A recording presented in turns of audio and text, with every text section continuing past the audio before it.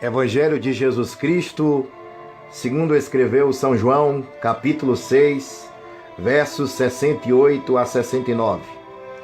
Respondeu-lhe Simão Pedro: Senhor, para quem iremos nós? Tu tens as palavras da vida eterna.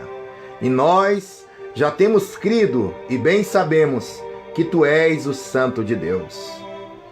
Meus irmãos e minhas irmãs, simpatizantes desta palavra, o texto ora lido vai nos externar, relatar, que após veemente discurso acerca do pão da vida, Jesus Cristo, o Nazareno, contemplou que muitos dos seus discípulos voltaram para trás e já não andavam mais com ele. A pergunta de Simão Pedro: Senhor, para quem iremos nós?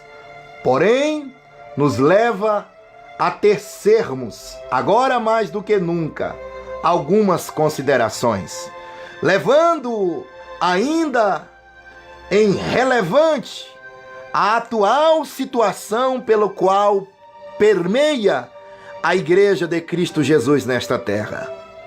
Tempos difíceis, tempos de perseguição, tempos de apostasia, tempo de esfriamento espiritual do amor, tempos em que todos buscam apenas o que é seu e não o que é de Cristo, tempos em que, agora mais do que nunca, pessoas e mais pessoas têm se distanciado da cruz, do Calvário, do verdadeiro propósito do Evangelho, da verdadeira mensagem nele imbuída, nele consignada. A pergunta de Simão Pedro, ela nos leva nesse exato momento a refletirmos: para quem iremos nós, se só Cristo tens as palavras da vida eterna? Para quem iremos nós, se só Ele é o caminho, a verdade e a vida, e ninguém vai ao Pai a não ser por Ele? Para quem iremos nós, se Ele é a ressurreição e a vida, e aquele que nele crê, ainda que esteja morto, viverá? Para quem iremos nós? Pois só há um Deus e um só mediador entre Deus e os homens, a saber, Jesus Cristo.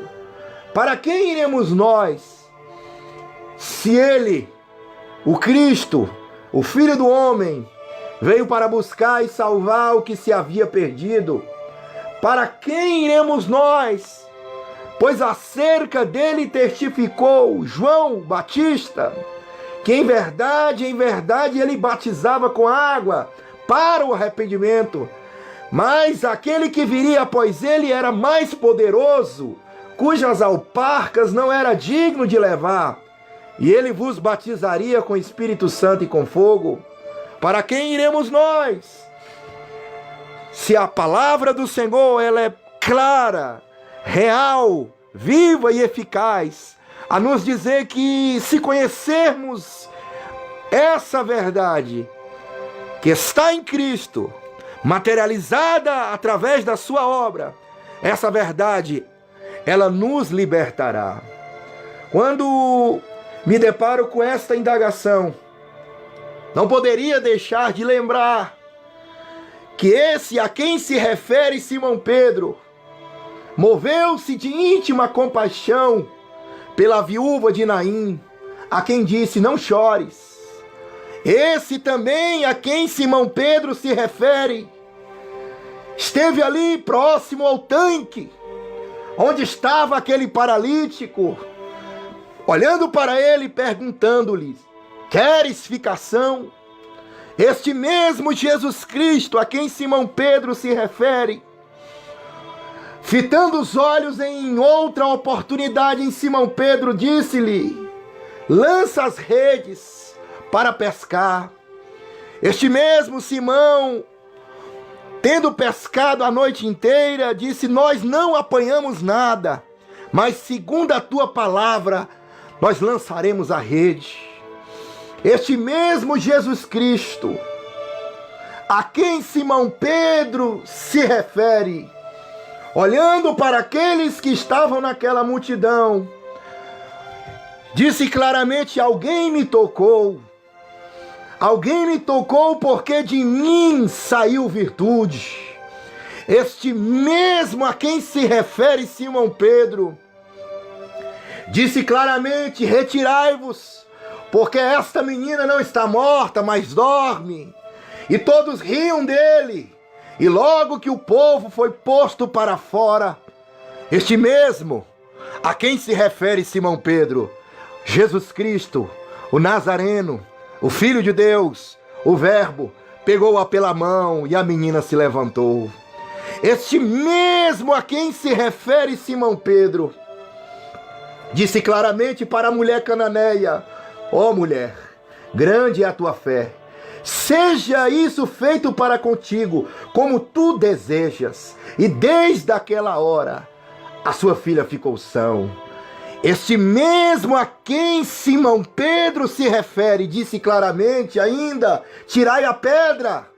E Marta, irmão do defunto, disse-lhe: Senhor, já cheira mal, porque já percorreram 4 dias. E disse-lhe Jesus: não hei te dito que se creres verás a glória de Deus? Quando olhamos para todas estas passagens, nós temos a convicção, nós temos a certeza de que Cristo é verdadeiramente o maior fundamento desta igreja. Uma igreja que passa por momentos tortuosos, desafiadores. Competições e mais competições têm se colocado à nossa porta. Pessoas degladiando em busca de oportunidades, em busca de status, em busca de visualizações, em busca apenas às vezes de curtidas, em busca apenas de promoções meramente pessoais, profissionais e até políticas. Muitas das vezes se esquece que o verdadeiro propósito desta nossa palavra, deste evangelho ao qual se referimos, é verdadeiramente a vida eterna.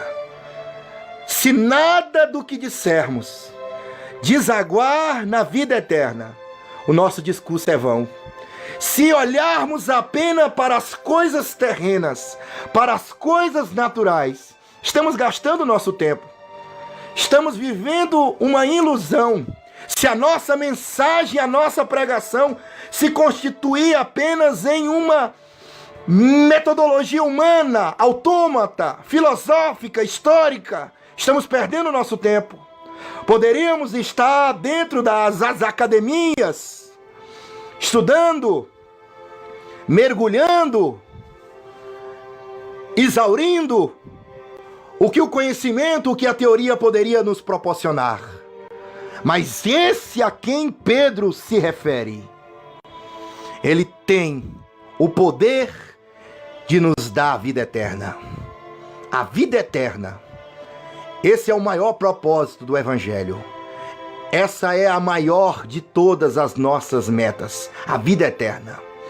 Cristo não nos prometeu reinos deste mundo. Cristo não nos prometeu que seríamos maiores, melhores, perfeitos nessa terra, ou que teríamos vanglórias, aplausos. Não. O que está na palavra ao nosso respeito é que Ele é o único que tem as palavras de vida eterna. Que Cristo hoje possa adentrar dentro da tua casa, meu irmão, da tua casa, minha irmã, e que verdadeiramente possamos meditar na sua palavra. Somente Ele, somente Cristo, tens as palavras de vida eterna. Eu quero orar pela tua vida nesse momento e pela tua família. Senhor Deus, essa pessoa que ouviu essa rápida mensagem está tendo a oportunidade hoje de se deparar com o verdadeiro evangelho.